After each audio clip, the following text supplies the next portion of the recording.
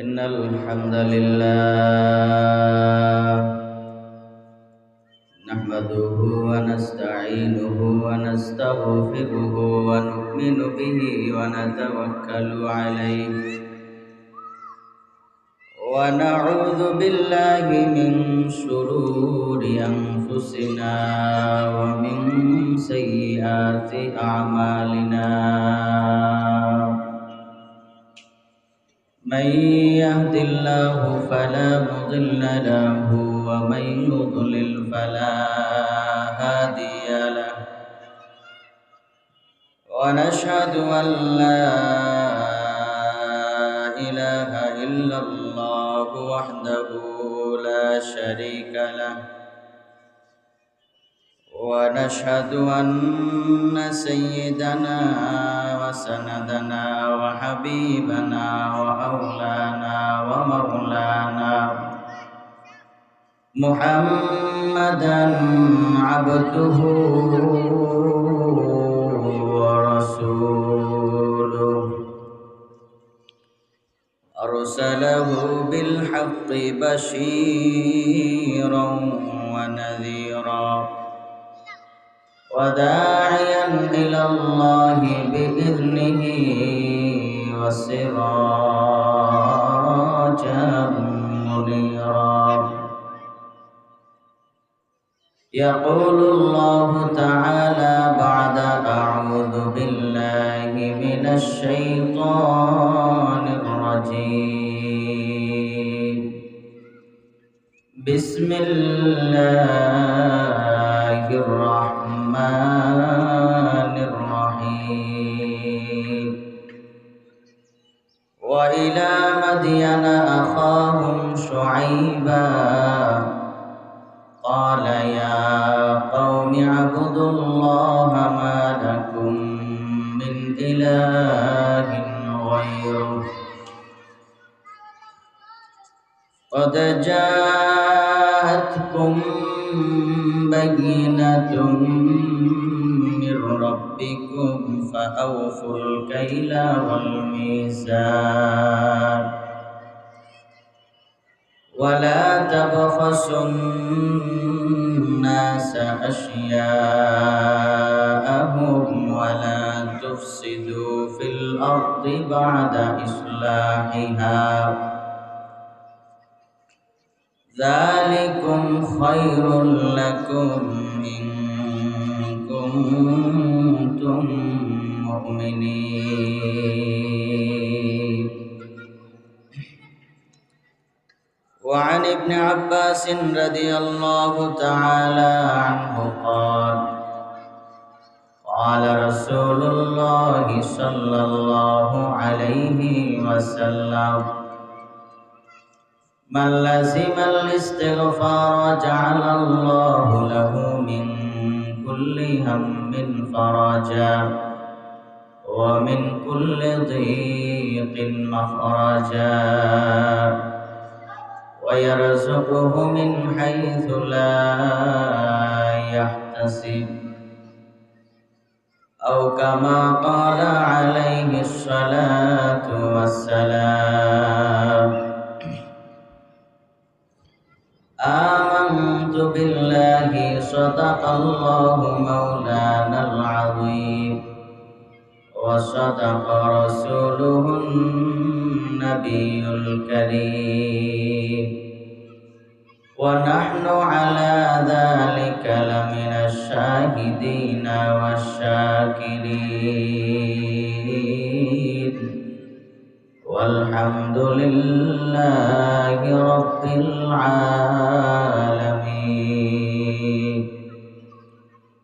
اللهم صل على محمد وعلى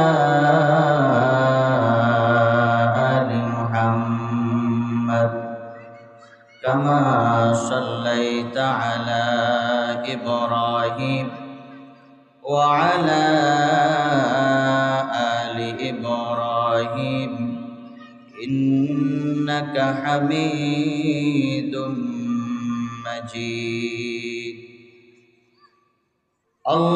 اللهم بارك على محمد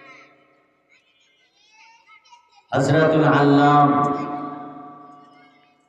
जनाब हजरत मौलाना अब्दुर रहमान साहेब दामत फयूज़ुहुमुल आलिया, असातिज़ाए किराम, तलबाए नेक निज़ाम, मुरब्बियाने आवाम, যুবক ভাই বন্ধুগণ, স্নেহের কচিকাছা ছোট ভাইরা, পর্দার আড়ালের মা বোনেরা, মহান আল্লাহ রাব্বুল আলামিনের দরবারে অসংখ্য অগণিত শুকর। আল্লাহ রাব্বুল আলামিন কাজলাপাড় বড় মাদ্রাসার 2 দিন ব্যাপী বার্ষিক মাহফিলের দ্বিতীয় দিনে আসরের নামাজের পরে মাগরিবের নামাজের আগে বেহেশতের বাগানে আসার বসার তৌফিক দান করেছেন। এজন্য মাবুদের দরবারে শুকরিয়া আদায় করছি, সকলে করছি আলহামদুলিল্লাহ। দুরূদ ও সালামের হাদিয়া পেশ করি দু জাহানের নবী সরকারে দো জাহাं आकाए नामदार ताजदारे मदीना जनाबे मोहम्मद अरबी सल्लल्लाहु अलैहि वसल्लमेर उपरे सकले जबान खुले पड़छि सल्लल्लाहु अलैहि वसल्लम।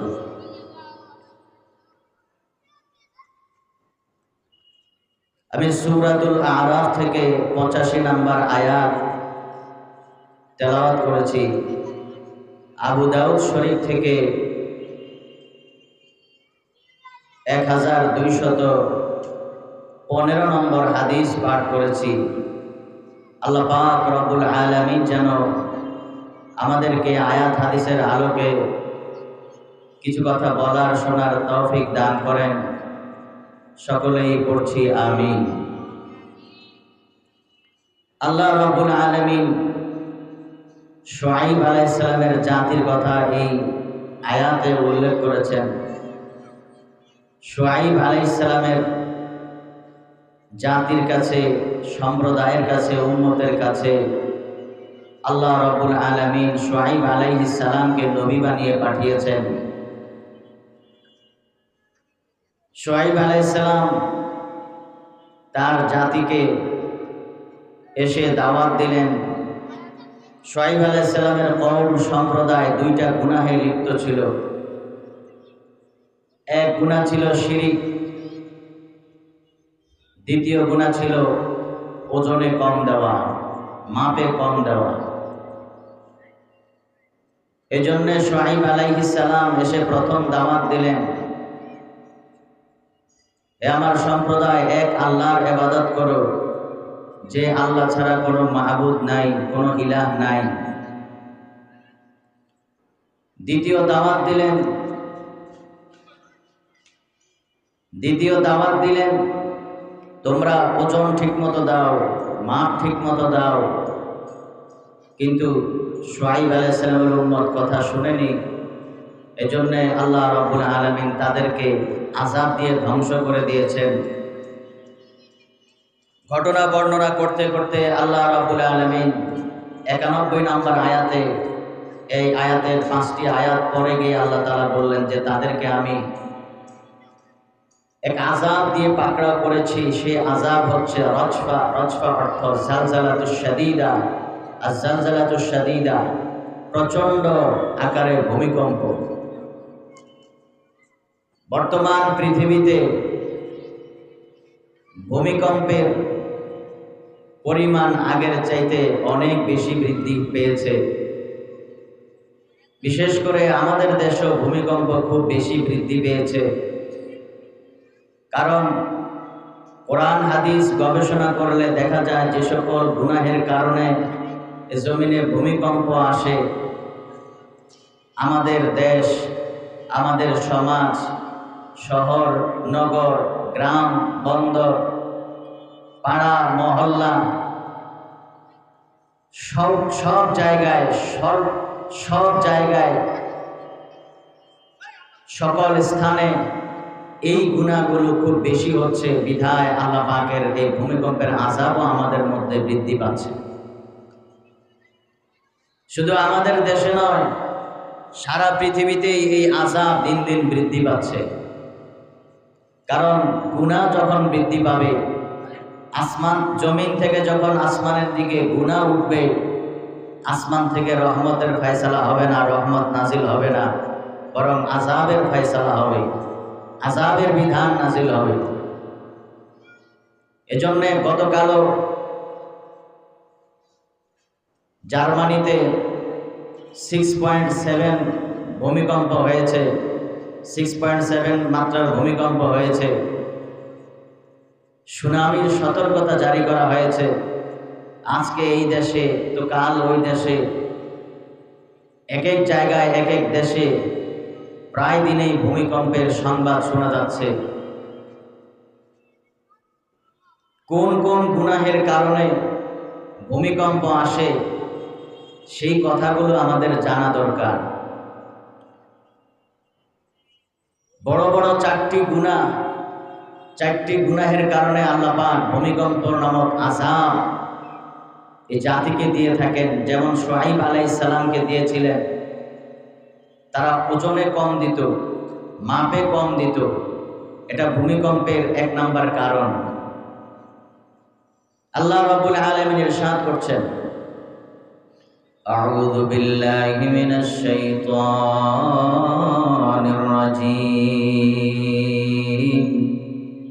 বিসমিল্লাহির রহমানির রহিম। ওয়া ইলা মাদিয়ানা আখাহুম শুআইবা।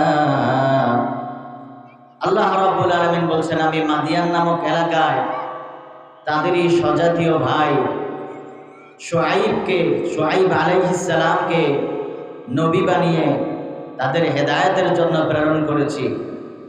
তিনি এসে দাওয়াত দিলেন। সব নবীরা এই দাওয়াত দিয়েছেন উম্মতকে, প্রত্যেক নবী তার উম্মতকে এই কমন দাওয়াত দিয়েছেন। قال يا قوم اعبدوا الله ما لكم من إله غيره। তিনি এসে বললেন, ইয়া কওমি, হে আমার সম্প্রদায়, উ'বুদুল্লাহ, একমাত্র আল্লাহর ইবাদত করো। আল্লাহ ছাড়া কারো ইবাদত করা যাবে না। কারণ মা লাকুম মিন ইলাহিন গায়রু, আল্লাহ ছাড়া কোনো মাবুদ নাই, আল্লাহ ছাড়া কোনো ইলাহ নাই। ইবাদতের উপযুক্ত একমাত্র কে? আল্লাহ। সুতরাং তোমরা আল্লাহরই ইবাদত করো, অন্য কারো ইবাদত করা যাবে না। আল্লাহ ছাড়া যদি কারো ইবাদত করা হয়, এটাকে বলা হয় শিরিক। শিরিক মানে হচ্ছে আল্লাহ ছাড়া অন্য কাউকে আল্লাহর সমকক্ষ মনে করা, রব হওয়ার দিক থেকে, উলুহিয়াতের দিক থেকে, রুবুবিয়াতের দিক থেকে, উলুহিয়াতের দিক থেকে এবং নাম ও গুণাবলীর দিক থেকে আল্লাহর সাথে কাউকে সমকক্ষ মনে করা, এটাই হচ্ছে শিরিক। অর্থাৎ শিরিক 3 ভাগে বিভক্ত। একটা হচ্ছে আশ-শিরকু ফির রুবুবিয়্যাহ, রুবুবিয়ত রব হওয়ার ক্ষেত্রে আল্লাহর সাথে কাউকে শরীক করা। ফেরাউন বলেছিল, আনা রব্বুকুমুল আলা, আমি তোমাদের সবচাইতে বড় প্রভু, বড় রব। এটা বলে সে শিরিক করেছে। নমরুদ বলেছিল, আমি প্রভু, আমি খোদা। এটা বলে সেও শিরিক করেছে। এমনি ভাবে কেউ যদি রব হওয়ার দিক থেকে আল্লাহ তাআলার সাথে কাউকে শরীক করে, আল্লাহকে রব মনে করে, আবার সরস্বতীকেও রব মনে করে, মা কালীকেও রব মনে করে, দুর্গাকেও রব মনে করে, তাহলে সেও শিরিক ফির রুবুবিয়াতের অন্তর্ভুক্ত হয়ে মুশরিক হয়ে যাবে। আর আরেক প্রকার হচ্ছে আশ-শিরকু ফিল উলুহিয়াহ, উলুহিয়াতের দিক থেকে শিরিক করা, অর্থাৎ ইবাদতের দিক থেকে শিরিক করা। ইবাদতের উপযুক্ত একমাত্র আল্লাহ। এই আল্লাহর জন্য যে ইবাদত করতে হয়, সেই ইবাদতটাকে আল্লাহর জন্য করার পাশাপাশি অন্য কারোর জন্য করে অথবা এই ইবাদতটা আল্লাহর জন্য না করে অন্য কারোর জন্য এই ইবাদত করে, তাহলে এটা হচ্ছে আশ-শিরকু ফিল উলুহিয়্যা, ইবাদতের মধ্যে শিরিক করা। রুবুবিয়তের মধ্যে শিরিক করলে যেমন মুশরিক হয়ে যায়, উলুহিয়তের মধ্যেও যদি কেউ শিরিক করে, ইবাদতের মধ্যেও যদি কেউ শিরিক করে, তাহলে সেও মুশরিক হয়ে যায়। আমাদের দেশে অনেক মানুষ আছে যারা নিজেদেরকে মুসলমান পরিচয় দিচ্ছে, অথচ তারা আবার আল্লাহকে সেজদা করার পাশাপাশি কবরকেও সেজদা করে, মাজারকেও সেজদা করে, খাজা বাবাকেও সেজদা করে, মাইজভান্ডারি বাবাকেও সেজদা করে, আটরশি বাবাকেও সেজদা করে, পীর সাহেবকেও সেজদা করে। এই মানুষগুলো আল্লাহ ছাড়া অন্য মাখলুককে সেজদা করে। এই লোকগুলো শিরিক ফিল উলুহিয়াতের মধ্যে শিকার হয়ে এই লোকগুলো মুশরিক হয়ে যায়।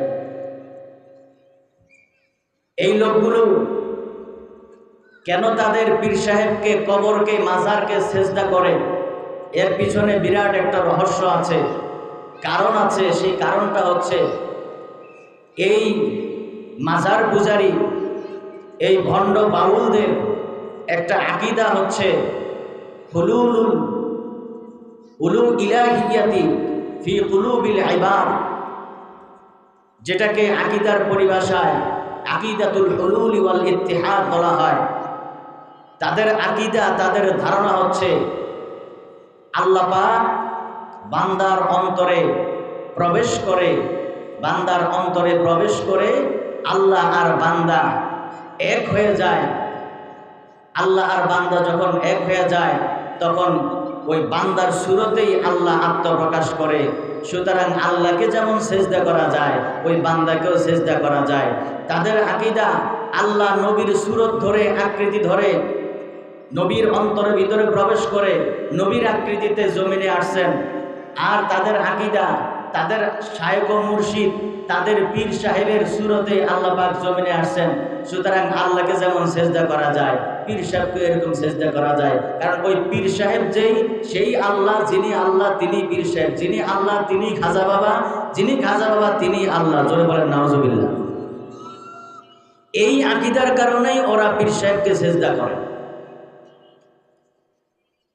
অথচ আল্লাহ রাব্বুল আলামিন সূরা হামিম আস-সাজদা 37 নম্বর আয়াতে বলেছেন, সেজদার উপযুক্ত একমাত্র কে? আল্লাহ ছাড়া কাউকে সেজদা করা যাবে? আল্লাহ রাব্বুল আলামিন বলছেন, ওয়া মিন আয়াতিহিল লাইলু ওয়ান নাহারু ওয়াশ-শামসু ওয়াল কমারু লা তাসজুদু লিশ-শামসি ওয়ালা লিল-কমার ওয়াসজুদু লিল্লাহিল্লাযী খালাকাহুন্না ইন কুনতুম ইয়্যাহু তা'বুদুন। আল্লাহ রাব্বুল আলামিন বলছেন,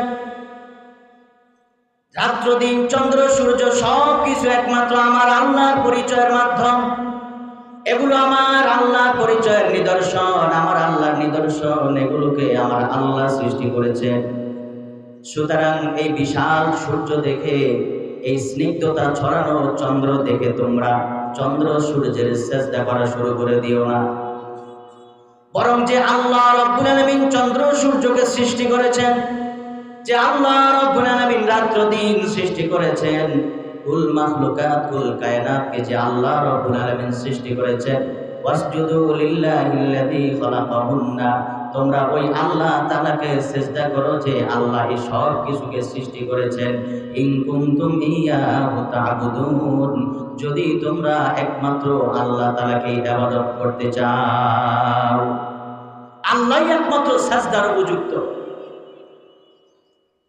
সম্মানিত ভাইরা, 3 নাম্বার শিরক হচ্ছে আল্লাহর নাম আর গুণাবলীর মধ্যে কাউকে শিরিক করা। আমাদের রিজিক দাতা একমাত্র কে? সুস্থতা থেকে অসুস্থতা থেকে সুস্থতা দান করার ক্ষমতা একমাত্র কার? দুঃখী মানুষকে সুখ দেওয়ার মালিক একমাত্র কে? অভাবীকে সচ্ছলতা দান করার ক্ষমতা একমাত্র কার? আল্লাহর নাম আর গুণাবলীর ক্ষেত্রে কেউ যদি মনে করে যে আমার রিজিক দাতা অমুক, আমার রিজিক দাতা আমার সরকার, আমার রিজিক দাতা আমার বস, আমার রিজিক দাতা আমার নেতা, আমার সুস্থতা দানকারী আমার নেতা, আমার অমুক সে সুস্থতা দানকারী, আমার খাজা বাবা সুস্থতা দানকারী। সন্তান দান করার ক্ষমতা একমাত্র কার? এখন কেউ যদি মনে করে গোলাপ শাহ মাজারে গেলে সন্তান পাওয়া যাবে, মাইজভান্ডারে গেলে সন্তান পাওয়া যাবে, আটরশির বাবা আমাকে সন্তান দিবে, এই লোকটা শিরিক ফিল আসমা ওয়াস সিফাতের অন্তর্ভুক্ত হয়ে যাবে। অথচ সন্তান দেওয়ার মালিক একমাত্র কে? জোরে বলেন, সন্তান দেওয়ার একমাত্র আল্লাহ। জোরে বলেন কে? আল্লাহ। আল্লাহ রাব্বুল আলামিন বলছেন সূরা শূরার 49-50 নম্বর আয়াতে আল্লাহ তাআলা বলছেন, ইয়াহাবু লিমান ইয়াশাউ ইনাথা ওয়া ইয়াহাবু লিমান ইয়াশাউ যুকুর আও ইউযাওwijuhum যুকরানা ওয়া ইনাথা ওয়া ইয়াজআলু মান ইয়াশাউ আকীমা। আল্লাহ রাব্বুল আলামিন বলেন, আল্লাহ তাআলা যাকে ইচ্ছা তাকে কন্যা সন্তান দান করেন, যাকে ইচ্ছা তাকে আল্লাহ রাব্বুল আলামিন ছেলে সন্তান দান করেন, যাকে ইচ্ছা তাকে আল্লাহ তাআলা ছেলেও দেন মেয়েও দেন। ওয়া ইয়াজআলু মান ইয়াশাউ আকীমা, আবার যাকে ইচ্ছা আমার আল্লাহ তাকে ছেলেও দেন না মেয়েও দেন না, নিঃসন্তান বানায় রাখেন। সুতরাং সব কিছু করার মালিক আল্লাহ, সন্তান দেওয়ার মালিকও আমার আল্লাহ। সুতরাং যাদের সন্তান হয় না, নিঃসন্তান মানুষগুলো যারা আছে, এই মানুষগুলো যদি আমার আল্লাহ রাব্বুল আলামিনের কাছে সন্তান চায়, আমার আল্লাহ রাব্বুল আলামিন হযরত ইব্রাহিম আলাইহিস সালামকে 100 বছর বয়সে যদি সন্তান দিতে পারে, হযরত জাকারিয়া আলাইহিস সালামকে যদি 120 বছর বয়সে আমার আল্লাহ সন্তান দিতে পারে, সুতরাং আজকের দুনিয়ার নিঃসন্তান বাবা মা নিঃসন্তান দম্পতি যদি আমার আল্লাহর কাছে সন্তান চায়, সেই আল্লাহ সন্তান দিতে পারেন কি পারেন না? সুতরাং সন্তান দেওয়ার মালিক আল্লাহ। এখন যদি কেউ মনে করে যে খাজা বাবার কাছে গেলে সন্তান পাওয়া যায়, খাজা বাবার কাছে গেলে খালি হাতে ফিরে না, যা চায় তাই পায়, তাহলে এই লোকটা কি হয়ে যাবে? মুশরিকের অন্তর্ভুক্ত হয়ে যাবে। আল্লাহ পাক শিরক থেকে আমাদের হেফাজত করে, সকলে পড়েন আমিন। এই যে আমরা আমাদের বসার পদ্ধতিটা কিন্তু সুন্দর হয় নাই, কষ্ট করে এই যে লম্বা হয়ে আমরা বসেছি, এমনভাবে কাতার করে আমরা বসেছি, মনে হয় যেন আপনাদেরকে এখন খিচুড়ি দেওয়া হবে, এমন কাতার করে বসছে। এভাবে কাতার করে বসার দরকার আছে? একটু কষ্ট করে সামনে এসে বসে। যারা বিক্ষিপ্ত আছেন, তা আপনি সামনে বসানোর জন্য দেখাচ্ছেন, আপনি আসেন নাকি? আপনি নিজে আমল না করলে আপনার কথা একজন আমল করবে। একটু কষ্ট করে আপনার সামনে আসেন, সাইডে না বসে এই যে সামনে মাঝখানে বসে। মাগরিবের পরেও এশার পরেও ঠিক সবাই এই মেম্বারের কাছাকাছি এসে বসার চেষ্টা করব। বিক্ষিপ্তভাবে হেলান দেওয়ার জন্য বা খুঁটির কাছে যায় আমরা বসবো না, এটা সুন্দর দেখা যায় না। আল্লাহ তৌফিক দান করেন। যারা উঠে এসেছেন আল্লাহ তাদের কবুল করেন, সকলে পড়েন আমিন। একটু জোরে সোরে পড়েন আমিন। শুআয়ব আলাইহিস সালাম দ্বিতীয় দাওয়াত দিলেন, قد جاءتكم بينة من ربكم فأوفوا الكيل والميزان। শুআয়ব আলাইহিস সালাম বললেন, তোমাদের কাছে আল্লাহর পক্ষ থেকে, তোমাদের রবের পক্ষ থেকে তোমাদের কাছে নিদর্শন এসেছে, দলিল এসেছে, আল্লাহর বিধান এসেছে। সুতরাং এখন আর মাপে কম দেওয়া যাবে না, পরিমাপে ওজনে কম দেওয়া যাবে না। ফাউফুল কাইলা ওয়াল মিজান। শুআয়ব আলাইহিস সালাম তার উম্মতকে বললেন, উম্মত রে, পরিমাপে ভেজাল করো না, মাপে কম দিও না, পরিমাপটা ঠিকমতো আদায় করো। ওয়ালা তাবখাসুন নাসা আশিয়াআহুম। মানুষকে, ক্রেতাকে, কাস্টমারকে, গ্রাহককে পণ্য দিয়া, পণ্য বিক্রি করে গ্রাহকের কাছে যখন পণ্য বুঝায় দিবে, তখন এই পণ্যটা বুঝাইয়া দেওয়ার সময় কোনো প্রকার হেরফের করবে না। 1 নম্বর পণ্য বলে 2 নম্বর পণ্য তুমি তার কাছে ধরায় দিও না। এখন এমন ব্যবসায়ী আমাদের সমাজে আছে না? বলছে এটা 1 নম্বর, দামও রাখছে 1 নম্বরের, বাড়িতে যায় দেখছেন মালটা 2 নম্বর। এই ভেজাল ব্যবসায়ী শুআয়ব আলাইহিস সালামের উম্মতের মধ্যে ছিল।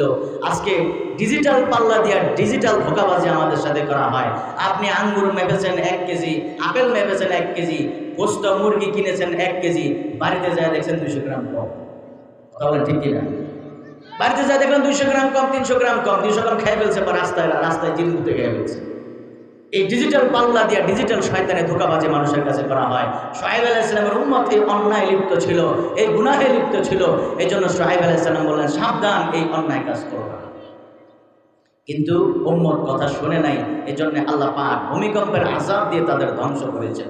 91 নম্বর আয়াতে আল্লাহ তাআলা বলছেন, فأخذتهم الرجفة فأصبحوا في دارهم جاثمين। আল্লাহ রাব্বুল আলামিন বলেন, তারা কথা শুনলো না, শুআয়ব আলাইহিস সালামের কথা মানলো না। এই জন্য আল্লাহ রাব্বুল আলামিন তাদেরকে ভূমিকম্পের আযাব দিলেন। এমন প্রচন্ড ভূমিকম্প আল্লাহ রাব্বুল আলামিন তাদের উপরে পাঠালেন, আযাব হিসেবে পাঠালেন। মানুষগুলো, গুনাহগারগুলো, নাফরমানগুলো যার যার ঘরের মধ্যেই, যার যার বাড়িতেই উপুড় হয়ে পড়ে মরে রয়েছে।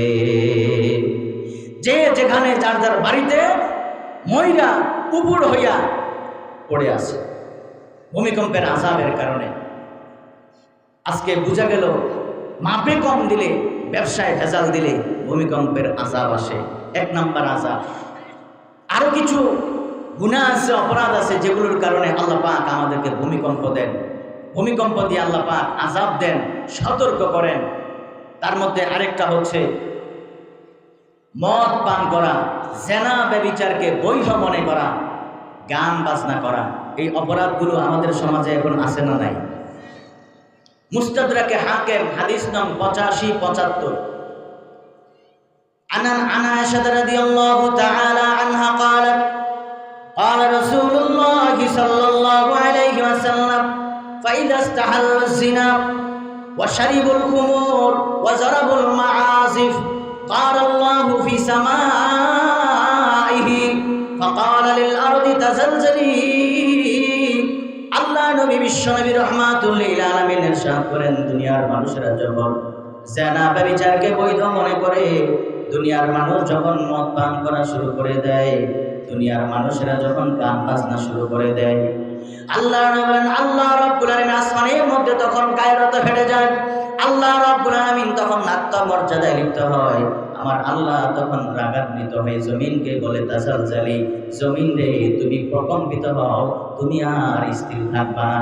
আল্লাহর নির্দেশে জমিন তখন ভূমিকম্প, জমিনের মধ্যে তখন কম্পন আসে, তখন এই ভূমিকম্প শুরু হয়।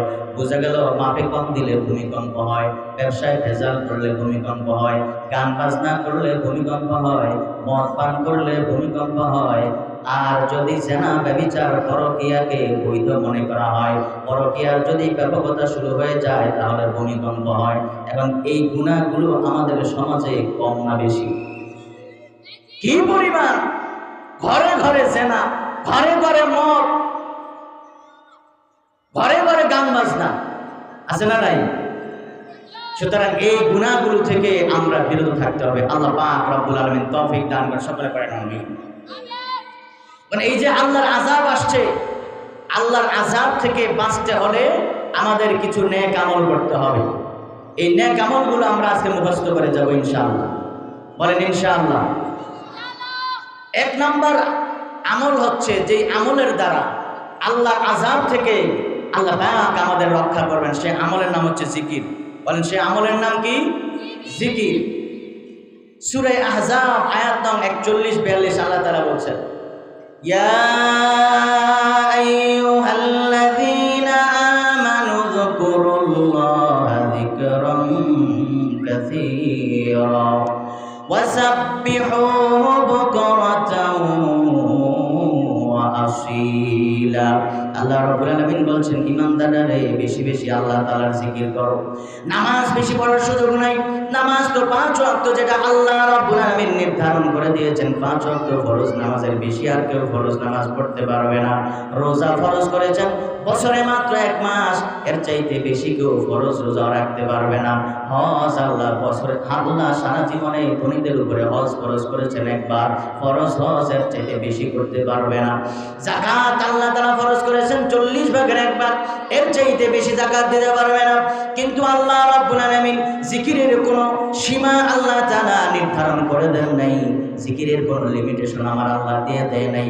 কারণ জিকিরের দ্বারা আমার আল্লাহর স্মরণ অন্তরের মধ্যে থাকবে, আল্লাহ রাব্বুল আলামিন চায় বান্দাকে জড় মায়া করে আমি সৃষ্টি করেছি, বান্দার অন্তরের ভিতরে সব সময় আমি আল্লাহ তাআলার জিকির যেন থাকে, বান্দার স্মরণের ভিতরে দিলের ভিতরে যেন আমার আল্লাহর জিকিরটা তাকে স্মরণ থাকে। এক সেকেন্ডের জন্য, এক মুহূর্তের জন্য যেন বান্দা আমাকে না ভুলে যায়, এটাই আমার আল্লাহ চায়। এই জন্য আল্লাহ রাব্বুল আলামিন বলছে বেশি বেশি জিকির করো, সবসময় আল্লাহর স্মরণ রাখো। যেখানে যেই দোয়া পড়া দরকার, খাবারের সময় যে দোয়া পড়া দরকার সেই দোয়া পড়ো, ঘুমের সময় দোয়া পড়া দরকার। আল্লাহর স্মরণটা অন্তরে সবসময় রাখার জন্যই নবীজি সাল্লাল্লাহু আলাইহি সাল্লাম আমাদের দৈনন্দিন জীবনের প্রত্যেকটা কাজের মধ্যেই আগে পরে মাঝখানে দোয়া শিখিয়ে দিয়েছেন। জোরে বলুন সুবহানাল্লাহ।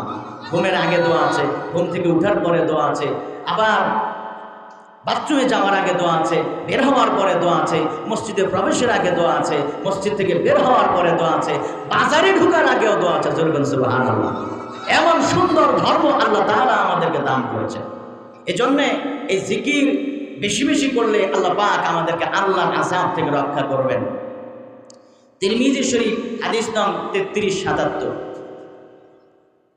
عن معاذ بن جبل رضي الله تعالى عنه قال قال رسول الله صلى الله عليه وسلم ألا أخبركم بخير أعمالكم وأزكاها عند ملككم وأرفعها في درجاتكم وخير لكم من إنفاق الذهب والفضة وخير لكم من أن تلقوا عدوكم فتضربوا أعناقهم ويضربوا أعناقكم قالوا بلى يا رسول الله قال ذكر الله تعالى قال معاذ بن جبل رضي الله تعالى عنه ما شيء أنجى من عذاب الله من ذكر الله تعالى আল্লাহর নবী বিশ্বনবী বলেন, উম্মত রে, তোমাদেরকে কি আমি সবচাইতে উত্তম আমলের সুসংবাদ দেব নাকি?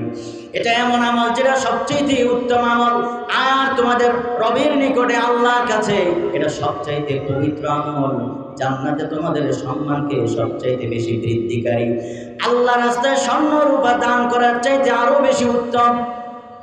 বরং জিহাদের ময়দানে শত্রুর মুখোমুখি হয়ে শত্রুর গর্দানে তরবারি মারার চাইতে আরো উত্তম, শত্রুর সামনে যায় আল্লাহর কালেমা বুলন্দ করার জন্য শহীদ হয়ে যাওয়ার চাইতে আরো বেশি উত্তম। সাহাবায়ে কেরাম বললেন, অবশ্যই আল্লাহর নবী বলে দেন। নবীজি বললেন, ওই উত্তম আমলের নাম হচ্ছে জিকরুল্লাহ, ওই উত্তম আমলের নাম হচ্ছে আমার আল্লাহ তাআলার জিকির। হযরত মুআয ইবনে জাবাল রাদিয়াল্লাহু তাআলা বলেন, দুনিয়ার বুকে এমন কোনো আমল নাই যেই আমলের দ্বারা আল্লাহ রাব্বুল আলামিন আল্লাহর আযাব থেকে সরাসরি রক্ষা করেন। এমন সবচাইতে বড় কার্যকরী আমলের নাম হচ্ছে আল্লাহর জিকির। আল্লাহর জিকির থেকে, আল্লাহর আযাব থেকে রক্ষাকারী বড় কোনো আমল আল্লাহ পাঠায় নাই। সুবহানাল্লাহ। 2 নাম্বার আমল হচ্ছে দোয়া। দোয়া এমন একটা ইবাদত যেই ইবাদতের দ্বারা আল্লাহ রাব্বুল আলামিন তাকদীর পর্যন্ত পরিবর্তন করে দেন। জোরে বলুন সুবহানাল্লাহ। সূরা নামল আয়াত নং 62 আল্লাহ তাআলা বলেন, আম্মান ইউজিবুল মুদতাররা ইযা দাআহু ওয়া ইয়াকশিফুস সূ। আল্লাহ রাব্বুল আলামিন বলেন, বিপদে পড়ে যখন বিপদগ্রস্ত ব্যক্তি ডাক দেয়, আল্লাহকে ডাক দেয়, রবকে ডাক দেয়, কে আছে? তখন ওই রব ছাড়া তার ডাকে সাড়া দেয়, তার বিপদ থেকে উদ্ধার করে একমাত্র যিনি, তিনি কে? আল্লাহ। আল্লাহ রাব্বুল আলামিন আল্লাহ নবী বিশ্বনবী ইরশাদ করেন, তিরমিজি শরীফ হাদিস নং 2139 عن ابن عباس رضي الله تعالى عنهما قال قال رسول الله صلى الله عليه وسلم لا يرد القضاء إلا الدعاء ولا يزيد العمر إلا الدعاء। এমন কোন আমল নাই যে আমলের দ্বারা আল্লাহ রাব্বুল আলামিন তাকদীরকে পরিবর্তন করেন। এমন কোন আমল নাই যে আমলের মাধ্যমে আল্লাহ রাব্বুল আলামিন মানুষের হায়াত বৃদ্ধি করে দেন। আল্লাহ নবী বলেন, ওই আমল যে আমলের দ্বারা আল্লাহ তাকদীরকে পরিবর্তন করে, ওই আমল যে আমলের দ্বারা আল্লাহ মানুষের হায়াত বৃদ্ধি করে, ওই আমলটার নাম হচ্ছে দোয়া। বেশি বেশি দোয়া করবো। আজকের মাহফিলে আমরা এখন যারা এসেছি নিয়ত করে নেই, ইনশাআল্লাহ আখিরে মোনাজাত হওয়া পর্যন্ত আমরা অপেক্ষা করব। আখিরে মোনাজাত করে ইনশাআল্লাহ আজকে বাড়িতে যাব, ঠিক আছে ইনশাআল্লাহ। 3 নাম্বার আমল হলো তাকওয়া। তাকওয়া মানে আল্লাহর ভয়। যার অন্তরে আল্লাহর ভয় থাকে, আল্লাহ তাকে আল্লাহর আযাব থেকে, বিপদ আপদ মুসিবত থেকে হেফাজত করেন। সূরা তালাক আয়াত নাম 6-7 আল্লাহ তাআলা বলছেন, وَمَن يَتَّقِ اللَّهَ يَجْعَل لَّهُ مَخْرَجًا وَيَرْزُقْهُ مِنْ حَيْثُ لَا يَحْتَسِبُ وَمَن يَتَوَكَّلْ عَلَى اللَّهِ فَهُوَ حَسْبُهُ। আল্লাহ রাব্বুল আলামিন বলছেন যে আল্লাহকে ভয় করে আল্লাহ রাব্বুল আলামিন তাকে বিপদ থেকে উদ্ধারের রাস্তা বের করে দেয়। আর এমন জায়গা থেকে আল্লাহ তার রিজিকের ফয়সালা করে, রিজিকের ব্যবস্থা করে, সে কোনোদিন কল্পনা করতে পারে নাই। আল্লাহ রাব্বুল আলামিন বলেন যে আল্লাহর উপরে ভরসা করে আমার আল্লাহ তার জন্য যথেষ্ট হয়ে যায়। সুবহানাল্লাহ। আল্লাহ রাব্বুল আলামিন আল্লাহর ভয় আমাদের অন্তরে দান করে, সকলে পড়েন আমিন। 4 নম্বর হচ্ছে ইস্তিগফার। সূরা আনফাল আয়াত নং 33 আল্লাহ তাআলা বলছেন, নবীজিকে আল্লাহ তাআলা লক্ষ্য করে বললেন, যতদিন আপনি পৃথিবীতে আছেন, জীবিত আছেন, ততদিন আপনি আপনার উম্মতকে আমি আযাব দিয়ে ধ্বংস করব না। আর আপনি চলে যাওয়ার পরে আপনার উম্মত যদি ইস্তিগফার করে তাহলে আমি তাদেরকে আযাব দিয়ে ধ্বংস করব।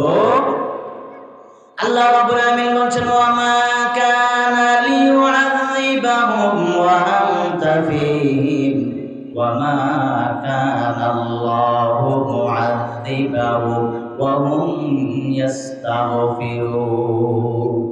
আল্লাহ রাব্বুল আলামিন বলছেন, নবী আমার, যতদিন আপনি জমিনের বুকে জীবিত থাকবেন ততদিন আমি আপনার উম্মতকে আযাব দিয়ে ধ্বংস করব না। নবীজি মনে হয় তখন একটু চিন্তিত হয়ে গেলেন, আমি দুনিয়া থেকে বিদায় হওয়ার পরে মনে হয় আমার আল্লাহ আযাব দিয়ে আমার উম্মতকে ধ্বংস করে দিবে। আল্লাহ রাব্বুল আলামিন এই জন্য আয়াতের শেষ অংশ দিয়ে নবীজির চিন্তা টেনশনকে দূর করে দিলেন। আল্লাহ রাব্বুল আলামিন এরপরে বললেন, ওয়া মা কানা আল্লাহু মুআযিবাহুম ওয়া হুম ইস্তাগফিরুন। আপনার উম্মত যতদিন পর্যন্ত ইস্তিগফারের মধ্যে লিপ্ত থাকবে, তওবা করতে থাকবে, আমি আল্লাহ তাদেরকে আযাব দিয়ে ধ্বংস করব না। সুবহানাল্লাহ। ইস্তিগফার করলে আল্লাহ রাব্বুল আলামিন বড় বড় 6টা পুরস্কার দিবেন। সূরা নূহের 10 নম্বর আয়াত থেকে আল্লাহ তাআলা বলছেন, فَقُلْتُ اسْتَغْفِرُوا رَبَّكُمْ إِنَّهُ كَانَ غَفَّارًا يُرْسِلِ السَّمَاءَ عَلَيْكُمْ مِدْرَارًا وَيُمْدِدْكُمْ بِأَمْوَالٍ وَبَنِينَ وَيَجْعَلْ لَكُمْ جَنَّاتٍ وَيَجْعَلْ لَكُمْ أَنْهَارًا। আল্লাহ রাব্বুল আলামিন হযরত নূহ আলাইহিস সালামকে বললেন, এ আমার নূহ, আপনি আপনার উম্মতকে কি দাওয়াত দিলেন, কারগুজারি দেন।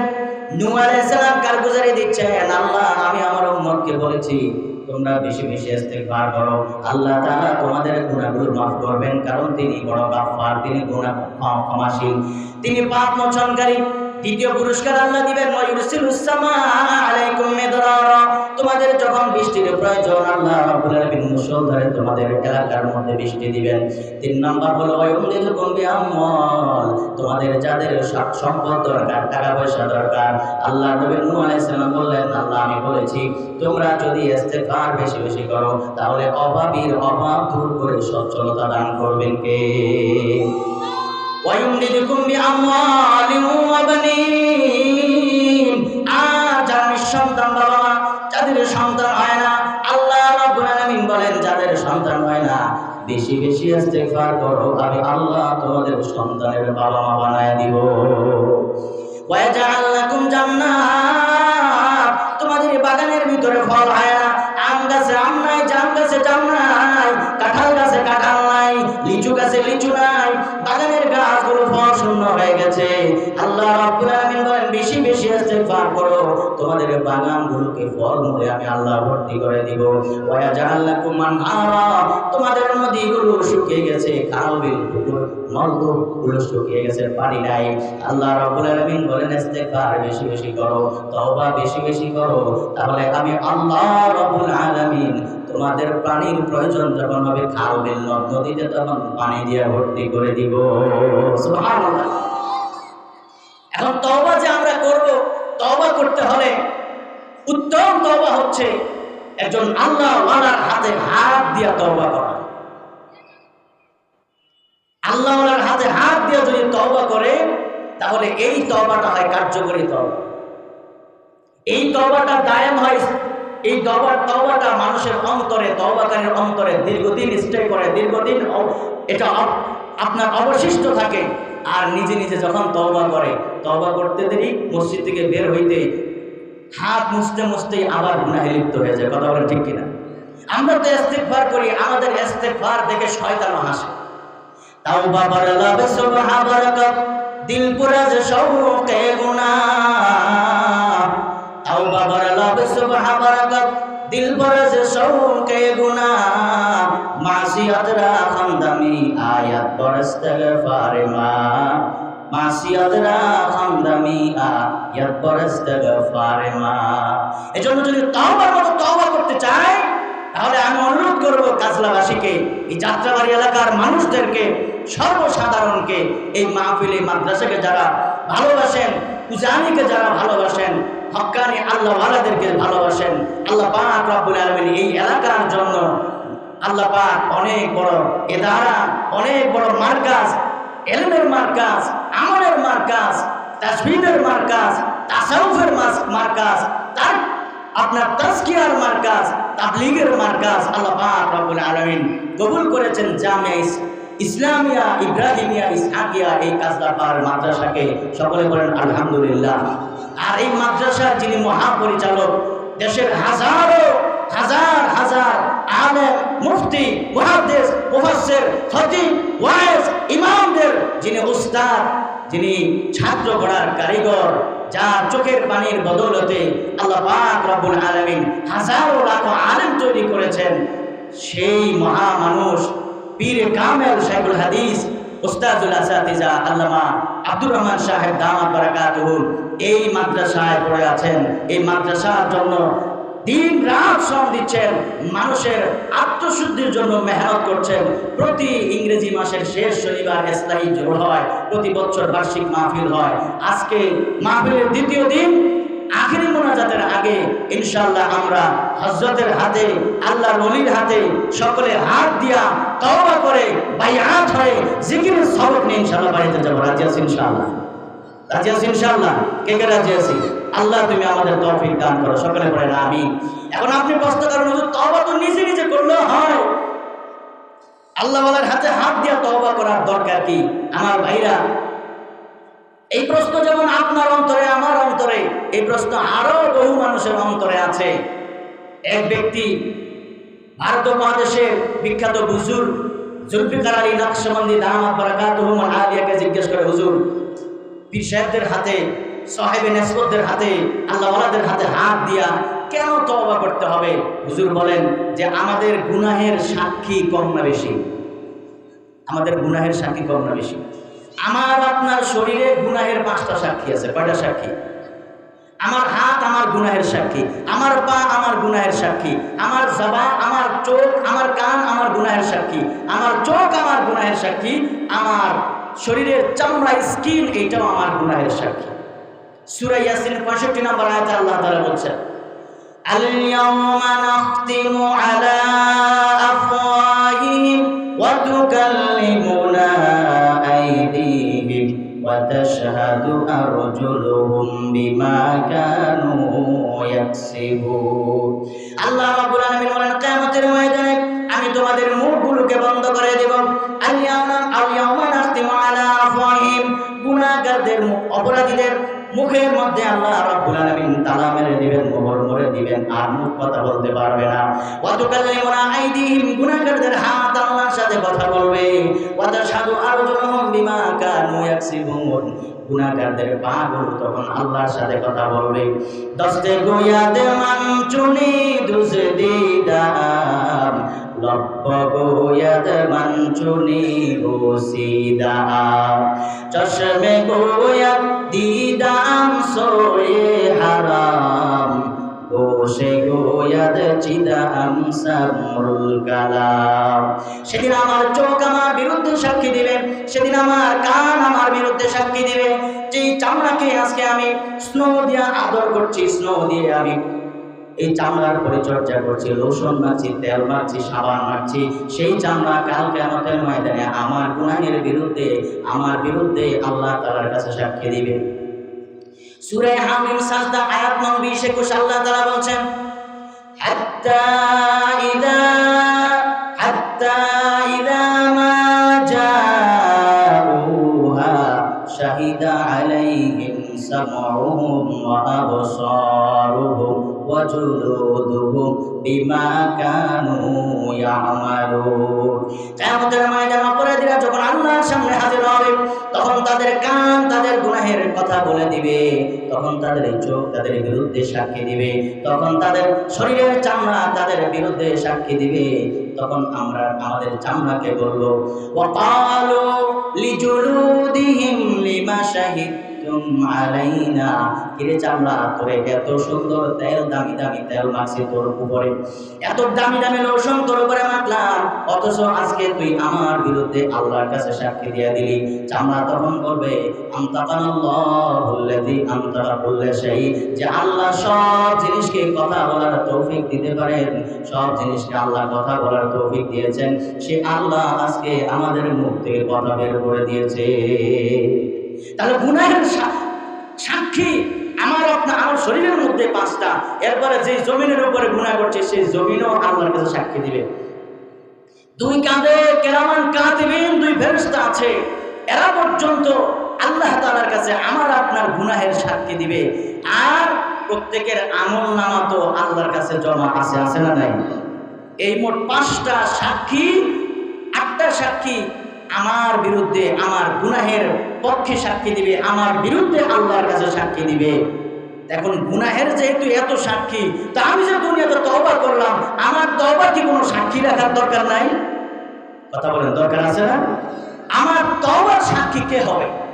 আমার তওবার সাক্ষী হবে একজন আল্লাহওয়ালা, আমার তওবার সাক্ষী হবে একজন পীরে কামেল, আমার তওবার সাক্ষী হবে আল্লাহর সাথে যার যোগাযোগ, গভীর রাত্রে যার কানেকশন হয়, আমার তওবার সাক্ষী হবে এই জামিয়া ইসলামিয়া ইব্রাহিমিয়া ইসহাকিয়া কাজলারপাড় বড় মাদ্রাসার মহাপরিচালক পীরে কামেল আল্লামা আব্দুর রহমান সাহেব দামাত বারাকাতুহু, ওনার হাতে হাত দিয়ে আমি তওবা করে ওনাকে আমার তওবার সাক্ষী বানায় নেব ইনশাআল্লাহ।